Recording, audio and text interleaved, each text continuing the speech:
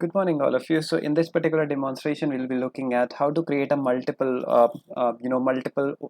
different Ubuntu containers using the same Docker image, right? So without any delay, let me move to my terminal. So as of now, you can see that there is no container running. You can see there is no container. So first of all, Docker run minus IT.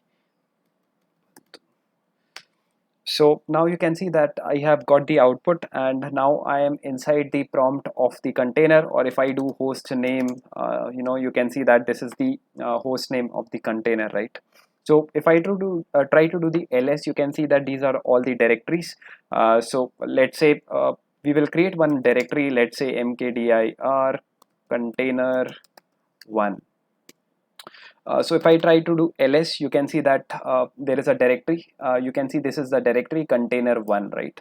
So if I move back to my different tab, I will try to run one more container. So if I docker run minus it, I will be making the use of the same Docker image, which is Ubuntu. You can see that if I now if I try to do the host name, you can see this is the host name of this particular container, right?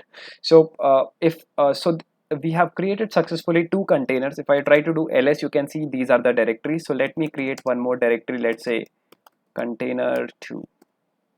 If I try to do ls, you can now see that there are two directories basically, right? So for example, just give me a sec. If I try to do compact mode view, let's say two terminals, and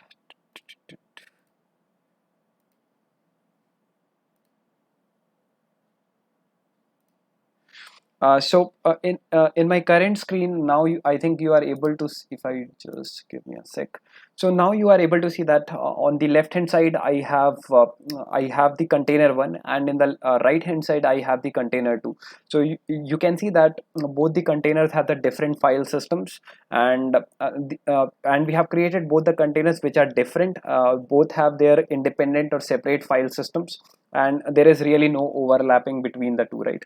So for example, if host name, just give me a second. So I just would like to show you. If I do hostname minus I, you can see this is the IP address which is assigned to the container 1, let's say.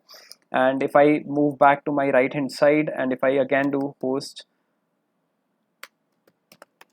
minus I, so you can see that from the IP address also, you can see that these both the containers are different, and you can also observe that the file system is independent and different for both the containers. You can see the container 1 for the left hand side, and similarly you can see the container 2 on the left hand side.